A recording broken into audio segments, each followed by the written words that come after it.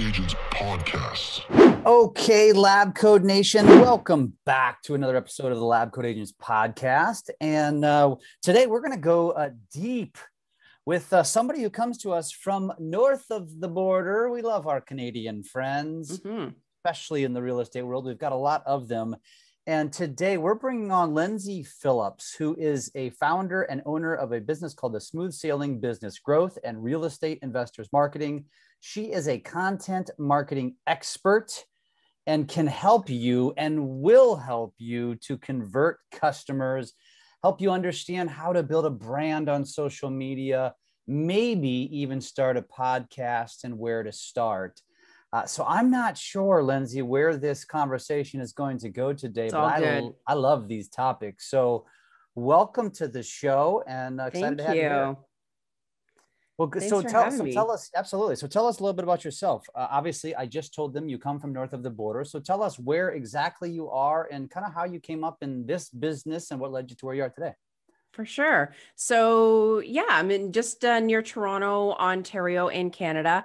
And, but all of my clients are American pretty much. And even my team are American, Philippines, Canadian, we're international, I guess you could say. And then, so I started off in the VA space, and learning more about online marketing as I went along. And then just loved content marketing. I loved how it was creative and you can really tap into the mindset of your prospect and just all the different strategies and tactics involved. And it's so creative, right? And so was doing really well with our clients, getting great success, growing their e-list, getting more people on webinars, enrolling in programs. So I hated some of the VA stuff. So I ditched it, rebranded and niched down and had a flood of leads and never turned back.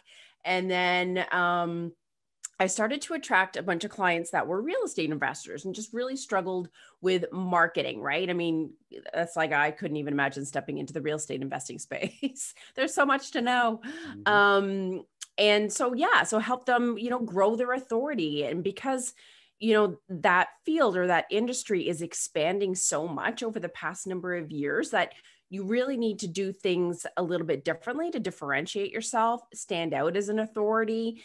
And a lot of people have raised up and are becoming coaches to coach other people on how to be real estate investors. And so, I kind of created that little sub niche in my business to help real estate investors market their business. And I love it.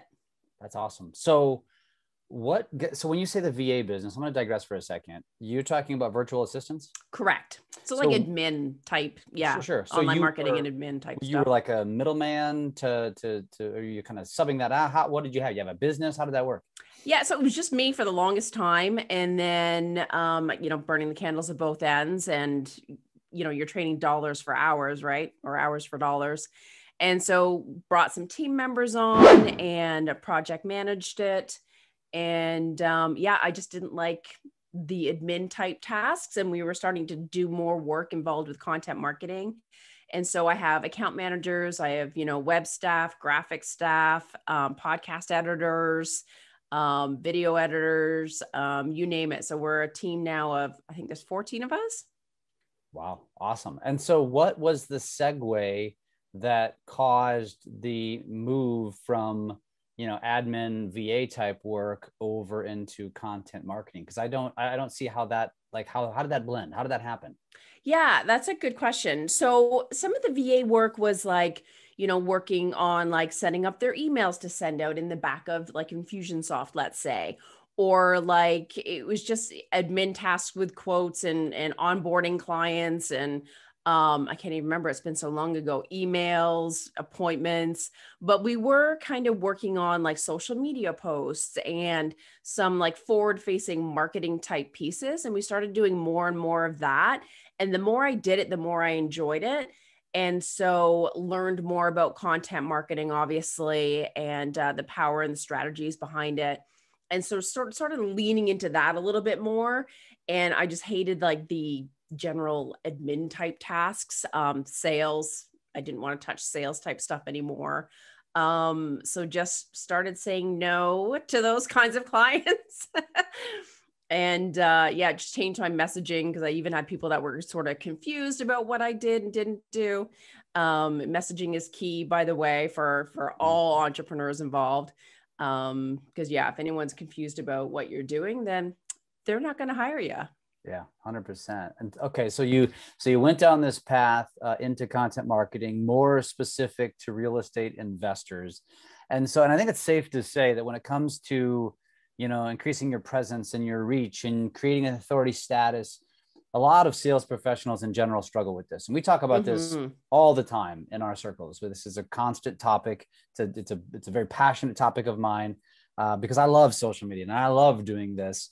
But getting people out of that comfort zone is extremely difficult. And even more difficult, I feel like realtors are the easiest industry that is accepting of next level strategies, right? And so then you talk to a financial advisor about it, or a real estate investor, or you name it, insurance, whatever. Like they're always behind and they're just not adopting. They're still living in the Stone Ages. True. But I still think a large percentage of real estate agents are of that same mindset. They can't get out of their own way. They struggle to overcome this, whatever fear it is. And so you're talking to kind of even the next level down, which is real estate investors, not even realtors. So how did you help these people overcome this, this block, this wall that was holding them back, and start doing the things that you coached them to do? And then tell us about what you would have them do secondarily. Yeah. So, and that's part of the thing, right? Is kind of switching gears on your mindset. And that's honestly, Jeff, why I do a lot of these podcasts. Cause I just want people I want people to succeed, and it doesn't have to be crazy difficult. And outsourcing a lot of it allows you to focus your time on what's needed to like get your deals done and all that kind of stuff. And leave the other stuff to the experts that know what they're doing. It even makes financial sense. And then, so it's shifting your head to like, oh, content marketing is just social media, right? And then social media is annoying. It's a nice to have. It's not a need to have. And that's so they don't make it a priority. And so it always, I'll get to it when I get to it, or it's not really important. But if you think about your business goals and also how competitive the market is right now, and especially with real estate investors, like it's just growing. And even if you think of like notes investing right now and all the opportunities that have been on the market in the past year, like more and more people are getting into it, right? So it's just naturally competitive. So, and being online just even exacerbates that even more. So you do have to make these steps to create more relationships, so people don't just like scroll you by, you know what I mean? You're just part of the noise. You need to stand out as really serving people, helping people, being that the source of credibility and authority in the space so that people trust you. And all those things can be accomplished with social media and content marketing in general. I always share this story because it's so true. It's like, if you're looking for an accountant, an investor, a real estate agent, whatever, you always go to their website. And if their website sucks and it doesn't explain what they do, if it's all sales oriented, you're like, meh. And then if you go to their Facebook page and they haven't posted in like 3 weeks, and it doesn't even look like their website, you're like, are they even professional? Are they going to be around if I have a problem or an issue? Like, are they reputable? And so those first impressions are absolutely crucial. Yeah. People search on Facebook, they look on your website, they might even look on YouTube. It's all those top searches to figure out, are they worth my time? Aren't they? And then when it comes to content marketing, it's like, people, and we do this all the time, right? If you hear that someone's a speaker on stage, or if you hear that someone has a book or a podcast show, automatically you're like, damn, like they must be somebody, right? They know their stuff. I can rely on them. They're an expert. You automatically think those things. Mm-hmm. So it automatically up levels you. And that makes it easier to attract your client. It makes it easier to convert them and keep them. and higher your rates, whatever, you know, it is that you're selling or doing. And then with social media, it's like, it's not just a fun, you know, tool to use and, you know, network with people. I hate that word, networking. It's honestly having conversations and building relationships, and it is sales. So if you think, oh, like if you say, oh, how much do you work on your sales, you know, per week? You think, oh, sales is important, right? I need to spend so many hours, you know, working it, whatever, hustling. Well, you need to spend a good chunk of that time on social, because you need to be top of mind. You need to not just approach someone and be like, hey, I've got a house for you, you know, come buy it, or whatever it may be. You need to like build that relationship and that level of trust, and actually show the people that you give a crap about them and what they're doing and what their issues are. So there's a lot to unpack with what you just said. Yeah, so sorry, that was a lot.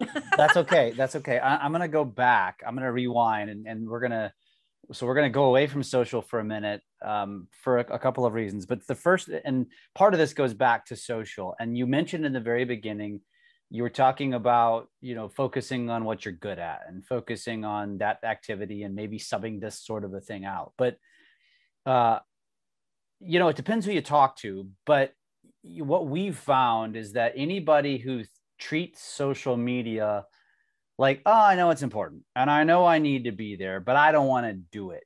And so what we found is there's 10 billion services that will create content for you. But you're probably going to find you're going to get little or zero results. It's purely fluff content, right? It's clearly not you.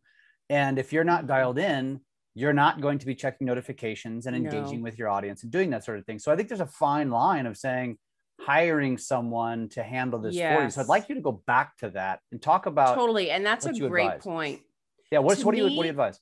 Yeah, because I get that all the time. Can't you just like monitor it and like respond to stuff and do all the posts? I'm like, or I'm going to hire my teenager to do it. I hear this all the time. Oh my God, are you serious? Oh yeah. That would kill me. And it's like, yes, we want to support you, and it needs to be layered. So you need consistent content that's branded. And so that's the part that we do, right? Like the blogs, the quotes, the tips, the videos and podcast episodes and so forth. You need to have that consistent content and have it, you know, be branded, and so that you're top of mind and you look professional, you know, all that good stuff. But on the flip side, you also need those spontaneous posts where you're sharing what's going on behind the scenes. And I don't do it as much as I should either. So it's not like, you know what I mean? We're all there.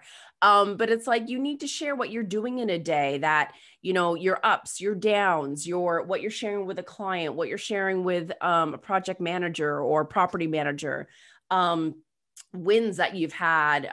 So it shows that you're active and you're doing things, and respond to people's questions. You need to go find new people to follow and like and comment, DM people, have conversations. It's all part of that relationship building and sales, you know, efforts. I know everyone hates that S word, but you need it. Yeah, 100%.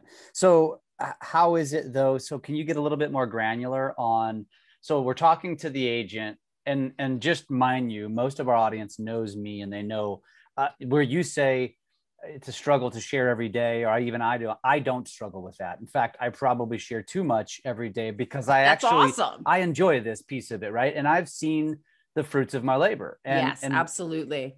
But it's a long game. And that's the thing that I think a lot of people have a problem with, is that either one, they don't have the patience. They want a quick return, which doesn't really exist anywhere. Two, they feel weird or private, right? One of the two, like, should I really be sharing that? Right. Should I really be sharing whatever? Cause I always tell people, I'm like, you want a good example of what to do, go find people that you find yourself gravitating to their content. Yes. The algorithm will tell you, right? Because that's who you're spending time on. So I tell them, go stalk me because you'll see exactly what I'm sharing, whether it's my 2-year-old daughter, whether it's meetings that I'm doing, whether it's a meal that I'm eating, whether it's travels, whatever it is, I'm sharing it. Like I document everything. Mm-hmm. But I said, don't just learn from one person. You need about 5 or so, and then emulate and take little bits and pieces from each person and pack it together and figure out how to make it your own. Yeah, make it your own cadence, right? So when you're advising these real estate advisors, for example, and when we're talking about this specific topic, which is, sharing your life, for example, how do you get them to actually do it? That's the hard part. So I do have a couple clients where I'm like, okay, I know you're busy, but I also know that you have a master class or you're doing this, or you're talking to people every day about whatever your deals are and projects and funds. And I'm like, just text me in a day and like, this happened. I can take that and spin it and like make 2 sentences be like, a story and make it like shine.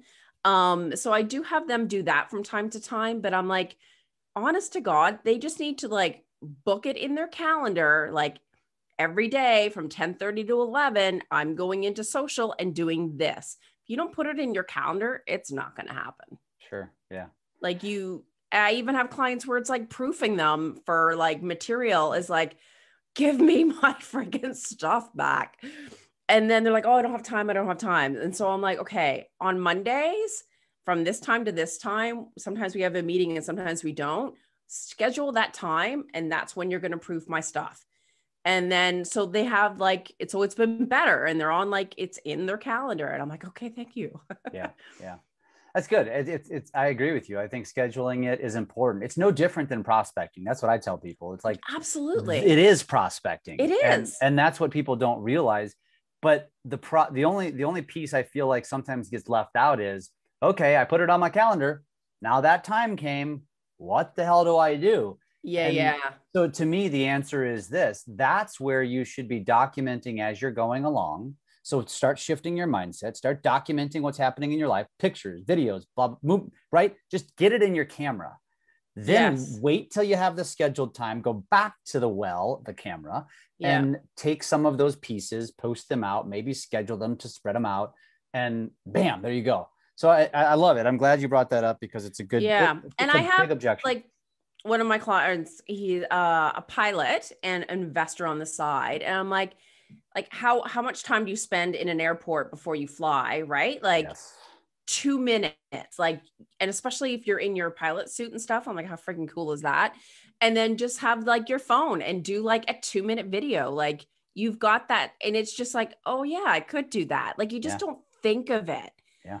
And then, so if you're more aware of what you're doing in a day, like today I worked on a webinar and like I had a little hiccup and like how I solved it. I could easily do a video today about that.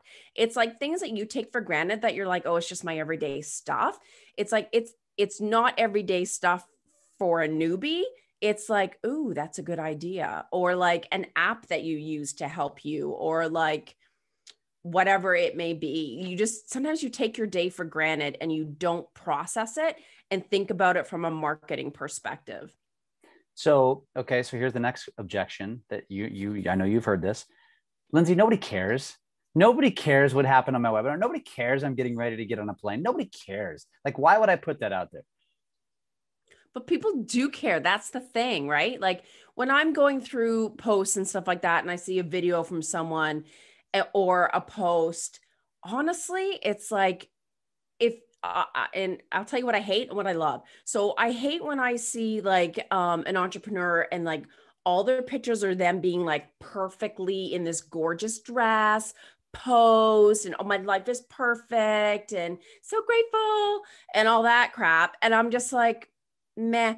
Whereas like someone that is like genuine and like, hey, this flopped and it didn't work, and they're vulnerable. Like, I don't see them less as an expert. Do you know what I mean? Mm-hmm. Or they're sharing a win. I'm like, that's awesome. Like you sort of feel just genuinely as a human being, like more connected to that person. And yes, people do comment more on those personal posts. But by them commenting and engaging, you're establishing that relationship, but you're also helping the algorithm so that they will see all your other stuff. Yep. Because if your stuff is all industry and it's boring and it's like pre-crafted, I guess, then you're just going to fall behind on the algorithm and they're not going to notice that as much. Yep. If that makes sense. 100%. And I think to summarize what you just said about the question is nobody cares. First of all, stop worrying about people caring. Yeah. Doesn't matter. Second of all, you'll be surprised. People do resonate. They can relate to the things that happen in your life. And you're right. Like if you have 4,000 friends, let's just say on Facebook, maybe 200 of them will relate. That's okay. Even if there's just one, that one person now becomes a quote unquote raving fan of yours. Now you just played the algorithm game. Yes. Now more of your stuff's going to show up. Exactly what Lyndsay said. That's the point. Because I'll give you a stat. There's 5 billion people in the world that own a mobile device. And on average, there's at least 2 social apps on those phones on average. So for anybody who thinks that, oh yeah, social media is not relevant or social media, it's because here's the thing. And I don't know if you've said this directly, Lyndsay, but it's social media, not business media. Therefore, what Lyndsay is saying is the truth. Like you just need to be putting out content that is going to be relatable, that will catch more eyeballs, that will catch more engagement, that will catch more responses, more likes, more shares, more everything, right? And then all of a sudden, when you do put out that quote unquote boring content, guess what happens, right? Absolutely. Because they give a crap about you. And the other thing I tell my clients too, because this isn't something that you can farm out, is that have a goal of like, I need to find 10 new people to follow, to DM, to comment, so that they in turn will follow my stuff. So finding prospecting your ideal clients and connecting with them on LinkedIn and so forth, because it's not going to happen on its own. And so if you have a goal in your mind, okay, I need to find 10 people in a week. I need to have 3 conversations. I need to DM 2 people. Then you're like, okay, I know what I need to do. It's not like this random, I'm just going to go in there and play around. You have focused goals. And by doing that on an ongoing basis, you will start to see things happen. And I'm sure you get this all the time too, Jeff. It's like, you're on podcasts. People are on your podcast show. You do live Facebooks. You're on social. And even if you're not getting like a bazillion interactions, people are like, ooh, he's doing all the things. Like he's everywhere. He's moving, he's shaking, he's hustling. He must be successful. All those things go through people's heads. And then one of the things that you alluded to earlier is that people are like afraid to put themselves out there, right? Totally get it. I was petrified.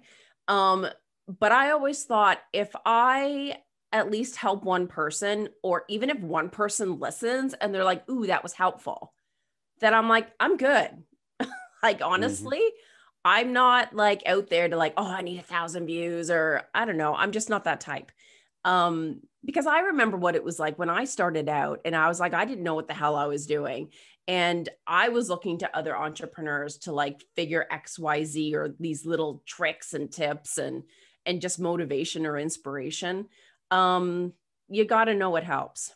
Yeah, 100%. And another favorite line of mine is, it doesn't matter how many followers you have. It's what you do with the followers that you do have. Yeah. That's what's important. But let me ask you something about what you just said. So you talked about the 10 touch, right? And so some of our listeners have probably heard that and may not know what it means. Some might know what it means, but I want you to explain to them what that intentional piece means. So you say, so let's use a real estate agent as an example. What's my ideal client? So it gets me thinking like, a home buyer, a seller, like what kind of intentional things am I searching for? And let's use Instagram as an example, because it's a very heavy hashtag driven platform, which means that's a library. That means you have something to search for, right? What's some advice you would give a realtor, and if they're struggling to even understand what that means on finding their ideal audience? So give them that first, and then explain the 10 touch system and kind of how that works? You bet. So, thinking about your avatar is huge. And you literally have to go through the exercise of taking a piece of pen and paper and just think about your 10 best clients that you had in the past 2 years. Like they were stress-free. They weren't painful and annoying. You made good money on them. Not just every client that you've had, because some are better than others, right? Mm-hmm. And then write down like everything, like, do they have kids? Are they 50? Are they single? What kind of homes do they have? Are they all in apartments, or are they all in houses? Where do they hang out? Do they listen to podcasts? Do they go to the movies? What are their passions? Like really get granular and figure all that stuff out. And you can do surveys and stuff, or, let's search them on social and find out the hard back end way. But then also you can think about, there's a couple ways you can go about it. So if you think of one of your ideal clients, you can kind of see, who are they friends with? Who's following them? Because likely they are also an ideal client because they're associated with that person. Mm-hmm. So then you can connect, friend, follow, whatever it is, them. The other thing is you can search by hashtags. So if you, I don't know, hashtag house sales in Orlando or whatever that may be, and if you are geographically specific, make sure that those localities are located or are in the hashtag. And then, okay, so who's posting using the word Orlando and houses, and, check them out. Again, follow, those kinds of things. And then you can even check out the people that are following you. And if they're living in your area, and then see who's following them. It feels kind of like creepy, but like you're stalking these people sort of kind of, but it works. I mean, Facebook does it algorithm wise with their retargeting. So you can do it manually. And then just DM them. I'm like, hey, I noticed that you live in Orlando. Would love to connect. Or, hey, I noticed that blah, blah, blah. I just did an article on that. Maybe it's helpful, and send them the link. So don't be all salesy right up front or whatever. Yeah. It's just like, hey, I noticed you're a friend of my clients. Thought it would be great to connect. Just keep it super low key, and then they'll end up liking your stuff. And then it'll just kind of grow, organically. And then if you see too, like they've got questions on their posts, or they're sharing, and I don't know, they have something on their house and you're like, ooh, that's gorgeous. That's the perfect example of curb appeal. Just commenting on their stuff, you know what I mean? Or if you notice they have a question, DM them. Hey, I noticed you had this question. I've got a resource, or I know somebody that can help you. And be a great connector. Yeah. I agree. I mean, I think that, I advise people all the time is that, first of all, as a real estate agent, one of the questions in a buyer's agreement or seller's agreement, or just whatever, whenever you're just getting to know a customer or just sitting down, one of the first things you should be doing in that sit down meeting or that Zoom meeting or whatever is getting their social media handles, or understanding or getting to know, hey, where do you spend your time?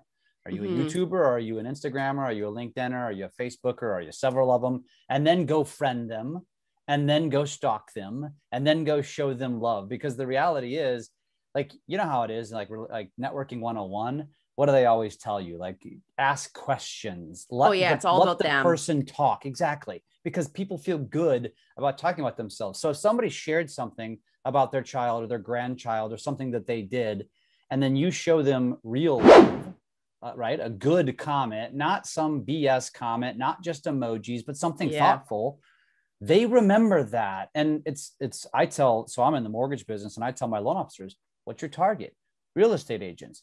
So there's your target. Go find the 10 that you want to get to know.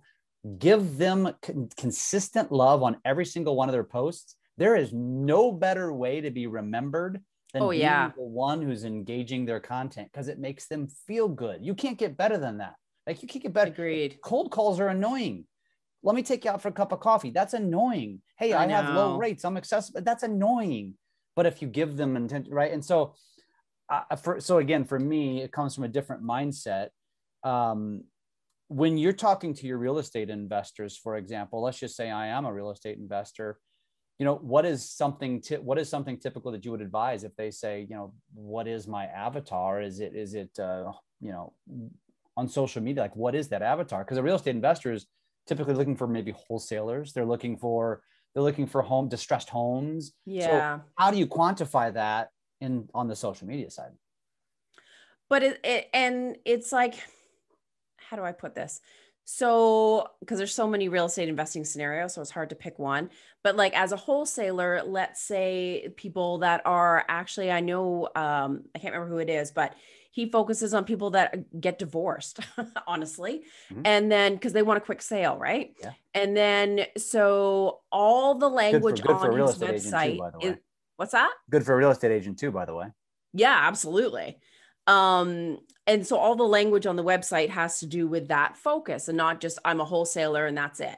So really paying into the pain of like, divorce is hard. It's tough. It's so emotional. The last thing you feel like doing is freaking repairs on your house. You just want to like get this thing over with. Mm-hmm. And so, and then you can like follow like divorce lawyers or like, do you know what I mean? And kind of like get to know them. Or like there's like women's groups or divorce support groups or I can't think of any others off the hand, but like other people that also work with and help divorced people. You can kind of partner with them and get in their circles and work together, or just again grow those relationships for collaboration, partnerships, you name it. I love it. All right, so let's shift just for a second, because we're getting long on time, and I want to hit on the topic where you said, when you're talking about content marketing and saying it's not just about social. And so I know this is going to resonate with some, and people are going to say, "Oh God, thank you. Please don't make it about social. What else can I do? What else is a good strategy for content marketing that isn't social media?" I mean, it all touches social media, obviously, to get that organic traffic back to your website and get them to, opt in to whatever, join a webinar, buy your thing.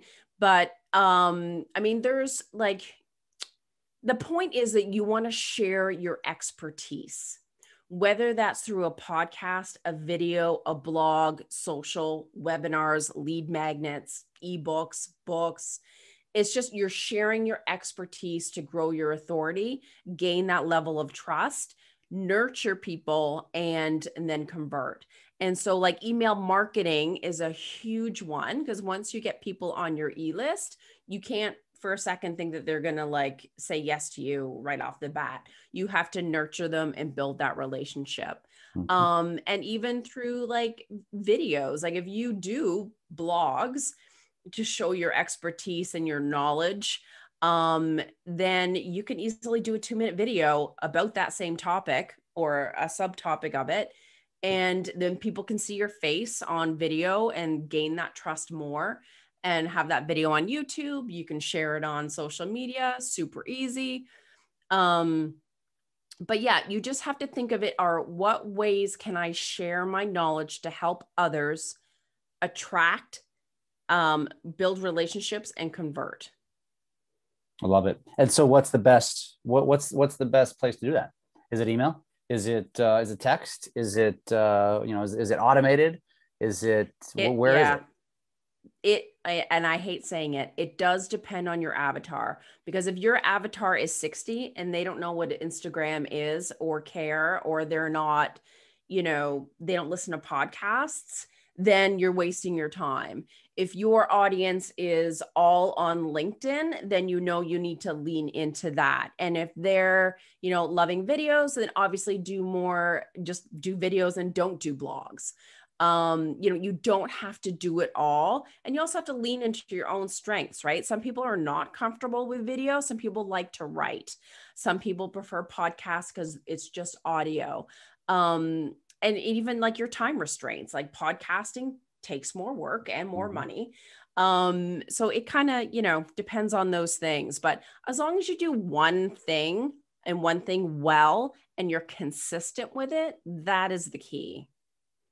And Lal, I'm going to ask you, what would you say it works best of all of them, including social? What do you think is best? To me, it's like, I think podcasting allows you to get more bang for your buck. Because it grows your visibility exponentially. You automatically get that authority status, whether you're a host or a guest. You obviously all share it on social and hopefully your email list and other ways. Social is, you can't ignore it. You can't not have it. It's just not necessarily the foundation from which it comes from. That would be blogs, videos, or podcasts, where you kind of like gold mine it and then make confetti and send it all out to social, if that makes sense. Good. So you just brought up a good point. Two things. One is multi-purposing content, which makes life easier. Oh, hell right? Yes. So explain that. And then I want to wrap up going into the podcasting topic. So first talk about the multi-purposing, which I think is important because folks, this makes you more efficient. Oh, yeah, I know. And I'm all about logistics and being efficient, whether it's with the tools you use or the systems that you have. It's funny because people think, oh, I can't do a video on that because I just wrote a blog on it last week and people will know. They're not going to know. Right. And some people read and some people don't. So, yep. And some people are on Facebook and some are on Instagram and some spend all their time on it. I mean, yeah, it's like you can share this stuff across all the platforms and be touching a lot of different people. For sure. And yeah, like you have a blog topic, you could easily have probably 3 videos within that you could spin off real fast. You can record it and have a podcast episode from it. My favorite thing though, which I really should start doing myself, I have clients that do it, is like going live on Facebook, doing a podcast. So like you've got the live, you've got the algorithms with Facebook. And if you use repurpose.io, it'll strip the audio for a podcast. It'll push it to YouTube so you take advantage of that audience and algorithms there. And then it also creates the rectangular video to go up in IGTV, the square one with captions. So then you've got all these little video snippets that you can start cutting up and using. And then you can get transcripts and grab quotes and, engagement questions and tips that are from that one piece of content. And you can like divide it up. What was that site again? The app, repurpose.io. Ooh. I know, it's my fave. So explain that one more time. So you take a longer I know, I went a little fast. You take a longer form piece of content. Yep. And upload that. Let's just say it's a video. Let's say I have a 7-minute video, a YouTube video, right? Longer form. And I upload it into repurpose.io. What happens? I'm not sure if you can do that or not. Okay. But repurpose typically is that you take a live Facebook video, and then it automatically pushes it to YouTube. It strips the audio for a podcast episode, and it also creates those other social media. What do you mean strips the audio? It'll export an MP3 file to Dropbox. So it's just the audio version of that video. Gotcha. It pulls the audio out. It removes the video essentially. Gotcha. Exactly. And then, and pushing it to YouTube right off the cuff without you having to download and upload and all that hoo-ha. It just makes life so much easier. Interesting. Now, when you put it into YouTube, do you also, does it caption it, keyword it? Does it thumbnail it? Does it do any of that? No. So I use TubeBuddy to optimize. So then you fix the title, the description, the keywords, because YouTube has its own SEO, if you will. And then you put in a ton of description, what's in the video. You create your thumbnail with TubeBuddy, or you can create it yourself in Canva and such, and then put it in a playlist. You can add the captions natively in YouTube. We also connect Otter to Repurpose that pulls in the captions also. There's so many tools out there. That's awesome. So as I promised, I want to finish on the topic of podcasts, because this is where we're covering a broad range here, but I think it all funnels back, right? I think a lot of people might struggle with just the concept of, okay, why would I podcast? And it's so diluted. Like, why am I going to stand out, or what's the purpose? Like, there's no way I can compete with the big names in the market. I'm not going to have 10 million downloads. I might not even have 50. So then what benefit is podcasting to me as a real estate agent? And I love this strategy. So if you're a real estate agent, obviously within a specific geographical area, and I have a friend that was a website developer, and she did this as well, is that she became an authority and like a celebrity within her geographical area. So she invited other business owners on her podcast that she knew was an ideal client. And then it was like a foot in the door to have a conversation with them. And so interviewed them, and obviously it went live, and, it was probably published in the newspaper and so forth. And they obviously shared it like, oh my God, I was on a podcast. And then, so she like converted a really good chunk of those people for her business. And so it was a way to establish those relationships with pillar people and businesses within her geographical area. So the podcast was really used as a sales tool versus like a visibility tool. And then really like people in the community were like, ooh, like she has a podcast show, like that's impressive. Mm-hmm. And it just shows too that person, the host, is also more integrated and more involved in the community and cares more about the community as a whole, the organizations, the associations, the nonprofits, the businesses and such. And when you're that integrated, you just make a bigger impact, and you just like raise your level so much higher. Totally agree. So really, this folks, you've heard us talk about this. Maybe you've heard somebody else talk about it. It's like the digital mayor strategy.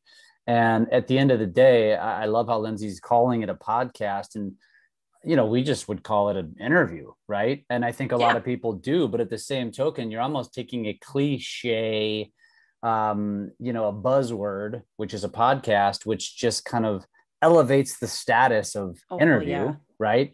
And basically you're just coming from contribution. You're giving value to other businesses. Naturally, they're going to want to share it because they feel special, and it's broadcasting and promoting their business. So yeah, this is a strategy that, gosh, we've been preaching on this for years, and still to this day, there's only a fraction of people doing it. People do hardly any. Yeah, it blows my mind. I'm like, oh, it's like such a huge opportunity. Like, can you imagine telling someone, oh yeah, I'm on Spotify and iHeartRadio, and like, be like, what? Yeah, it's just a status thing, and it does, and that kind of thing does matter. This folks is no different than 10 or 15 years ago when you saw that same real estate agent on the billboard, when you saw that real estate agent on the grocery cart, when you saw the agent signs in yards of a neighborhood, multiple homes. You just naturally think they must be the best. They must be the expert.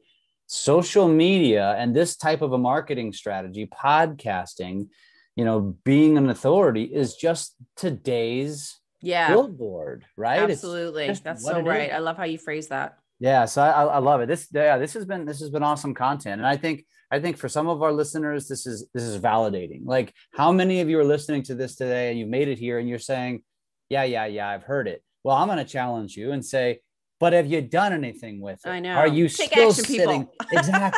Right. And this is why this is a conversation that can never get old, because one, it's going to constantly evolve. The TikToks and the Clubhouses, being an early adopter on those platforms is important.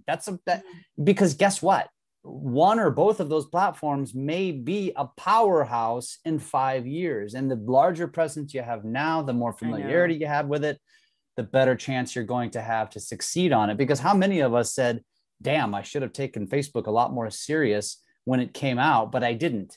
Or I wish I had gotten into Instagram 5 years ago, because it was there are a lot of fly-by-nights, but I mean, you just got to test it out, right? I mean, what's it going to hurt? It's a little bit of time, but it's no different.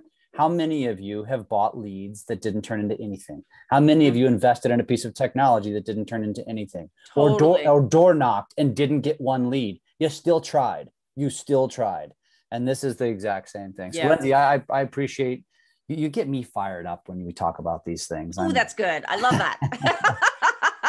It has been awesome. So why don't you tell our audience? So if somebody wants to connect with you, because you do this, you coach people, you help them.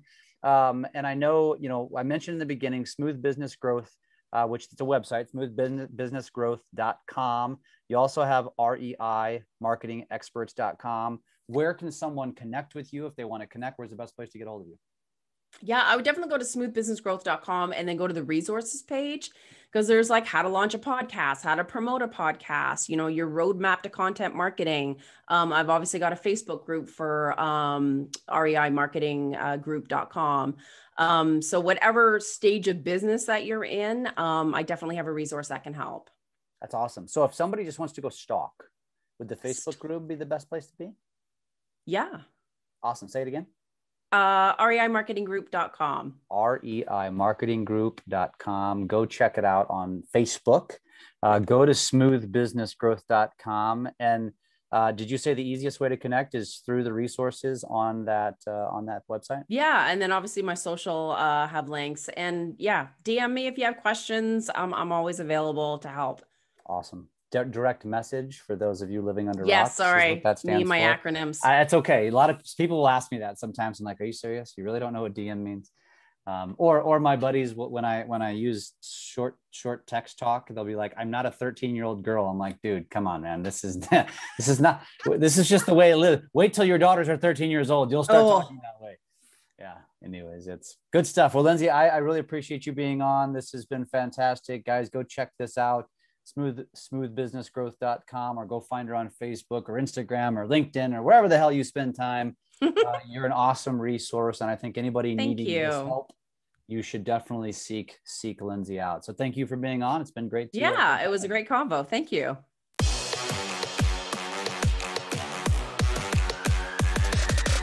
LabCoatAgents podcast.